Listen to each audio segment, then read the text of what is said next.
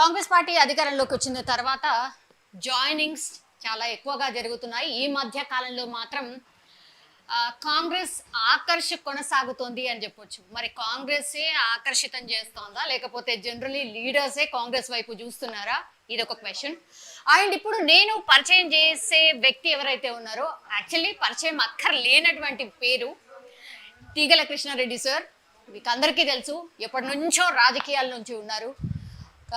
Telugu Desam party, then BRS, now into the Congress. ఒక్కసారి సార్తో మాట్లాడే ప్రయత్నం చేద్దాం. కానీ ఈ రోజు సార్ని చూసిన తర్వాత ఒకటే అనిపించింది, if I'm not wrong 74 years సార్కి, but he is so young and dynamic. నేను ఎప్పటి నుంచి చిన్నప్పటి నుంచి చూసినో అట్లనే ఉన్నారు సార్. భలే గమ్మత్ అనిపించింది. సార్తో కొద్దిసేపు మాట్లాడే ప్రయత్నం చేద్దాం. సార్ నమస్తే సార్. సార్ కరెక్టే చెప్పినా సార్? 74 ఏళ్ళే కదా? 100%. ఎస్ సార్, దాంట్లో ఏం అనుమానం లేదు సార్. ఈరోజు నేను కానీ జిల్లా పరిషత్ చైర్మన్ డాక్టర్ అనిత కానీ కాంగ్రెస్ పార్టీలో చేరడం ప్రధాన కారణం, త్యాగాలు చేసి ఆనాడు ఇందిరాగాంధీ కానివ్వండి, సంజయ్ గాంధీ గారు కానివ్వండి, త్యాగాల ఫ్యామిలీ ఈ దేశం కోసం బలిదానం అయిపోయినారు వాళ్ళు. మా ఫాదర్స్ కానీ ఫోర్త్ ఫాదర్స్ కానీ అందరూ కూడా కాంగ్రెస్లో ఉండేవారు. నేను టీడీపీ పార్టీ ఎన్టీ రామారావు వచ్చిన తర్వాత 1982లో మార్చి 27 చేయగలిగినాయి. 18 సంవత్సరాలు సుదీర్ఘంగా పార్టీలో కొనసాగినాను. 18 years జిల్లా పార్టీ అధ్యక్షుడిగా, ఒక మేయర్గా, ఒక ఎమ్మెల్యేగా.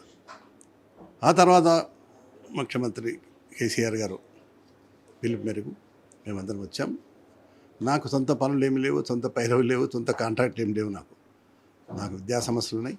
ఆ విద్యా సమస్యలతో మా పిల్లలు చూసుకుంటూ ఉంటారు. అయితే కొంతమంది ఇప్పుడు అడగడం,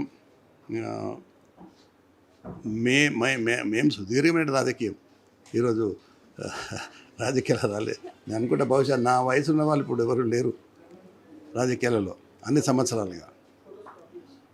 అయితే నాకు అనిపించింది, మేము అనుకున్నాం కాంగ్రెస్ పార్టీ మొదటి నుంచి మనం ఉన్న వాళ్ళం కదా, ఒకసారి రేవంత్ రెడ్డి గారిని, గౌరవ ముఖ్యమంత్రి గారిని కలిసి తప్పకుండా మీరు చేయండి, సముచిత స్థానం ఉంటుంది, మీకు గౌరవం ఉంటుంది, పెద్ద మనుషులు మీరు కావాలి, హైదరాబాద్ రంగారెడ్డిలో అన్నప్పుడు చేయండి. మేమేం పార్టీలో అధికారం కోసమో, అధికార దాహం కోసమో, డబ్బుల గురించో, ప్రాపర్టీల గురించో మా ఫ్యామిలీకి ఎప్పుడూ లేదు. ఆనాడు ఎన్టీ రామారావు గారు కానీ, చంద్రబాబు నాయుడు గారి వాళ్ళ దగ్గర కూడా మనం, ఈవెన్ రాజశేఖర రెడ్డి దగ్గర కూడా నేను 4 సంవత్సరాలు పనిచేశాను ఆయన ముఖ్యమంత్రిగా ఉన్నప్పుడు. ఈ హైదరాబాద్ నగరాన్ని ఇంత సుందరంగా ఉంది, ప్రధాన కారణం నా పాత్ర ఉంది. అప్పుడు హైదరాబాద్, హుస్సేన్ సాగర్, సికింద్రాబాద్ మాత్రమే ఉండేది. కానీ సైబరాబాద్ సిటీ తీసుకొచ్చాం మేము, పెద్ద సిటీ వల్ల. నేను నిజంగా చెప్పాలంటే తెలంగాణకు అదొక ఆనుముత్యం. ఆ రోజు ఐటీ కానీ,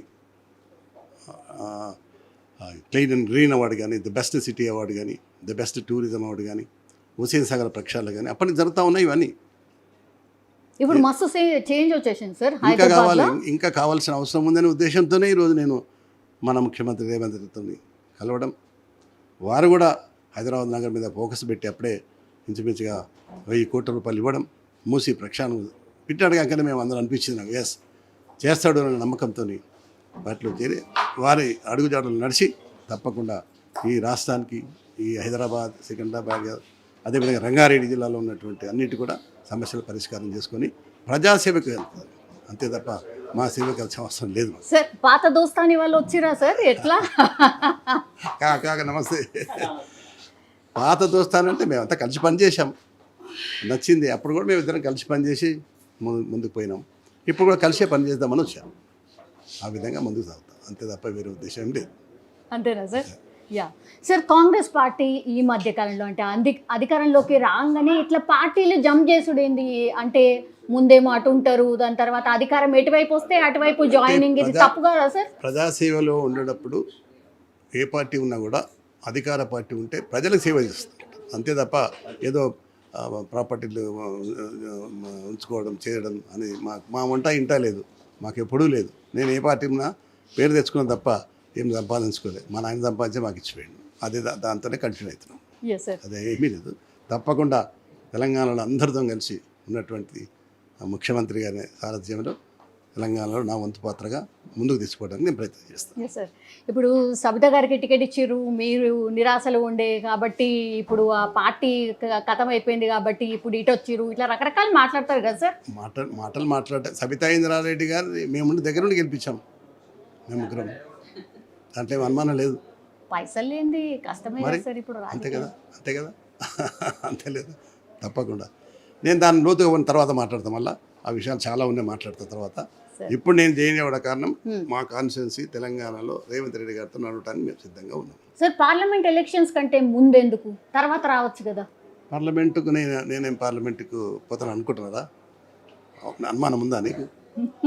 ముఖ్యమంత్రి గారి ఇష్టం, అధిష్టానం ఇష్టం, ప్రియాంక గాంధీ, సోనియా గాంధీ వాళ్ళ ఇష్టం, మన చేతిలో ఏముంటుంది ఆడ. నేను అది కూడా అడగడం లేదు, అది కూడా చెప్తున్నాను నీకు. ఎందుకు మరి దాని గురించి చెప్తున్నారు సార్, అంటే మీరు ఎక్కడనో పోటీ చేయబోతున్నారు అని కొంచెం ఎన్నో క్లూ అయితే ఇస్తున్నారు. ప్రజలు కోరుకోవడం చేస్తా, అధిష్టానం ఆదేశిస్తే చేస్తా. ఇక మా పుష్పనీలకు ఉన్నది, ఇబ్రాహిం బడాన్ మంత్రి చేసింది, మరి ఇప్పుడు ఇంకా సాగుతుంది కదా. సార్ ఒకవేళ నిజంగానే కాంగ్రెస్ పార్టీ నుంచి మీకు పార్లమెంట్ టికెట్ వచ్చింది అనుకుందాం సార్, అట్లా అనుకుందాం. ఈడ కాంగ్రెస్ పార్టీ మరి మొన్న అసెంబ్లీలో అంత మంచిగా చేయలేదు, ఒక్కటంటే ఒక్క సీటు కూడా రాలేదు సార్, మరి ఎట్లా? చూడండి, రేవంత్ రెడ్డి గారి మీద నమ్మకం ఉంది ప్రజలకు. ఎందుకంటే వచ్చి కూడా 3-4 నెలలు మాత్రమే అయింది కదా, ఆయన ముఖ్యమంత్రి 6 మాసాలు కూడా కానేలేదు ఇంకా. అప్పుడే ఎట్లా రిజల్ట్స్ వస్తుంది? ఊరికే తొందరపడి మాట్లాడడం కరెక్ట్ కాదు. అది ఎవరికైనా కొంత సమయం కావాలి, సమయం ఉన్నప్పుడు తప్పకుండా నిర్మిస్తారు. అంతేగాని ఏ పార్టీ అయినా ఏదైనా రేపు రాబోయేటటువంటి దాంట్లో నాకు పూర్తి విశ్వాసం ఉంది. ప్రజలు మూడ్లో ఉన్నారు కాంగ్రెస్ పార్టీని గెలిపించడానికి. ప్రజలు అంతిమ ప్రజలు, మన నడవడిక, పార్టీ యొక్క సిద్ధాంతం. ఇప్పుడు సోనియా గాంధీ, ప్రియాంక గాంధీ, మరి వీళ్ళందరూ, రాహుల్ గాంధీ, వీళ్ళందరూ కూడా ఎందుకు చేస్తున్నారు? వాళ్ళ ప్రాణ త్యాగాలు చేసి వాళ్ళు పోయినా కూడా వాళ్ళు ఇలా రాజకీయాలు చేస్తున్నారంటే ప్రజల గురించి, వాళ్ళ సొంతకేం కాదు. సార్ నాకు ఇక్కడ ఒక డౌట్ వచ్చింది, ప్రియాంక గాంధీ సమక్షంలో జాయిన్ అవుతారు రేపు అని అన్నారు, ఏంది సార్ ఇట్లా గాంధీ భవన్లో జాయిన్ అయిన రియాలా? అంటే నాకు రేవంత్ రెడ్డి పీసీకి వచ్చి నన్ను ఇక్కడ చేరింగమని మళ్ళీ మళ్ళా కప్పుకున్నారు. ముందైతే ఫస్ట్ గాంధీ భవన్ పోమని చెప్పారు, ఆ విధంగా చేశారు ముఖ్యమంత్రి గారు ఆదేశం. ఓకే సార్, 17 నియోజకవర్గాలు ఉన్నాయి సార్ పార్లమెంట్లో. చలో ఒక నియోజకవర్గం వదిలేద్దాం సార్, 16 కౌంట్ చేద్దాం. 16లా సార్ కరెక్ట్ చెప్పాలి సార్, ఎన్ని వస్తాయి? నేను ఎప్పుడు అబద్ధం ఎన్ని వస్తాయి సార్, ఎన్ని వస్తాయి కాంగ్రెస్ పార్టీకి, ఎన్ని వస్తాయి? పార్లమెంట్ సీటు నాకు ఉన్న సమాచారంగా ఇవాళ 9 పార్లమెంట్ గెలుస్తుంది తెలంగాణలో. ఓకే, 100%. ఓకే, మీరు చూస్తారు కదా, 9 గెలుస్తారు. అచ్చా, ఓకే. మిగతాయి ఎంఐఎం ఉన్నది, వేరే పార్టీలు ఉన్నాయి కదా. ఎంఐఎంకి ఒకటి అనుకుందాం, ఎంఐఎం కొట్టిపోతుంది. బీజేపీ అండ్ బీజేపీ కూడా 2-3 వస్తాయి, వాళ్ళకు కూడా వస్తాయి, ఉన్నాయి కదా, ఆల్రెడీ 2-3 ఉన్నాయి కదా, వస్తాయి, వాళ్ళకు కూడా వస్తాయి కదా. అవన్నీ అనుమానం లేదు. ఎవరి లెవెల్లో ఇప్పుడు నిజామాబాద్ ఉంది, ఆదిలాబాద్ ఉంది, వాళ్ళ ప్రభావం ఉంది. కానీ రేవంత్ రెడ్డి వచ్చిన తర్వాత ప్రజలకు ఒక విశ్వాసం వచ్చింది. అరే ఈ 6 పథకాలు ఏవైతున్నాయో ఇప్పటికీ 4 పథకాలు అయిపోయినాయి, ఈ 2 పథకాలు కూడా అయితే మాకు మేలు జరుగుతుందనే ఉద్దేశంతో ఈరోజు ప్రజలు ఆ మూడ్లో ఉన్నారనేది నాకు. ఓకే, 100%. ఇప్పటికే మస్తు మాటల దాడి అయితే ఫుల్ చేస్తున్నారు సార్. 6 గ్యారంటీలు అన్నారు, అది 420 హామీలు 7 అమలు చేస్తారు. ఎవరంటున్నారు మీకు తెలుసు కదా సార్. 10 అనుకుంటారు, వాళ్ళు కూడా 10 ఏళ్ళు చేసారు కదా, వాళ్ళతో మేము నడిచినాం కదా, 10 ఏళ్ళు చేసారు కదా. మరి అలా అనకూడదు, వాళ్ళకి టైం ఇవ్వండి. టైం నా 3 నెలలకే 4 నెలలకే అయిపోతా. మీరు 9 సంవత్సరాలు చేశారు, 9 సంవత్సరాలు హైదరాబాద్ నగరం కాకుండా మొత్తం తెలంగాణలో చేశారు. అప్పుడు మరి ఆయన ఉమ్మడి రాష్ట్రంలో కూడా కేసీఆర్ గారు మంత్రిగా ఉన్నారు, లేబర్ మినిస్టర్గా ఉన్నారు కేంద్రంలో. అవన్నీ ఉన్నాయి, ఎవరి లెవెల్లో వాళ్ళు పనిచేస్తూ ఉంటారు. ఇప్పుడు రేవంత్ రెడ్డి గారు యువకుడు, ఉత్సాహవంతుడు, దూకుడు మీద ఉన్నది బండి. ఆ దూకుడు కొనసాగిస్తే 100% సక్సెస్ అవుతుంది, దాంట్లో ఏం అనుమానం లేదు. ఆ దూకుడు వల్లనే కదా మేము అందరం కూడా సరే ఏమని అడుగుదామని వచ్చాం. సార్ 6 గ్యారంటీలని ఒకవైపు చెప్పుకుంటున్నారు, ఇంకోటేమో రోజుకొకళ్ళ మీద కేసులు పెట్టుడని, ఇండ్ల అవినీతి, అండ్ల అవినీతి, ఇట్లా ఎందుకు? అంటే ఇండ్ల ఏమన్నా రాజకీయం? మీరు ఎప్పటి నుంచో ఉన్నారు కాబట్టి మీరు నువ్వేమనుకుంటున్నావు చెప్పు నాకు. ఇవన్నీ రాజకీయాలలో అంటుంటాయమ్మా. ఇప్పుడు ఇవి రాజకీయాలలో మంచిగా ఉన్నా కూడా కాల్చి బట్ట మీద వేసేస్తారు. కానీ భరించాలి.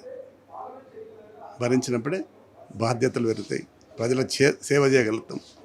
ఆ విధంగా మేము 18 సంవత్సరాలు ఈరోజు, ఇప్పుడు ఒకటి రెండు రోజు కాదు, ఒక మేయర్గా, ఒక వడా చైర్మన్గా, ఒక ఎమ్మెల్యేగా, ఒక జిల్లా పార్టీ అధ్యక్షుడిగా 18 సంవత్సరాలు ఏకదాటిగా ఈ హైదరాబాద్ నగరానికి ఇంత సుందరంగా తీర్చిదిద్దడానికి నా పాత్ర ఉంది.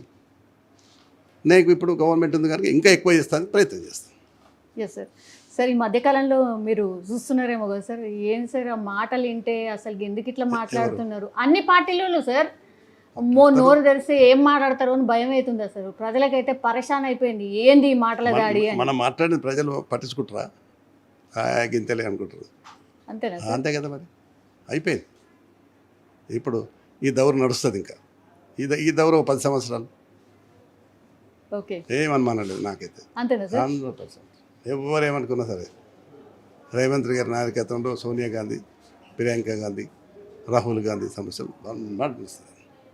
అక్కడ కూడా కేంద్రంలో తీసుకుంటాం.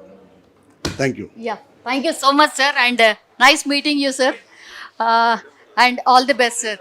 సో మొత్తం మీద అది నేనైతే రాజకీయాల్లో ఏదో సీట్ ఇస్తారనో ఇంకేదో ఇస్తారని నేను రాలేదు. జస్ట్ డెవలప్మెంట్ ప్లాన్ దాని గురించే ఉన్నారు కాబట్టి నేనైతే జాయిన్ అయ్యాను అన్నటువంటి మాట చెప్తున్నారు తీగల కృష్ణారెడ్డి గారు.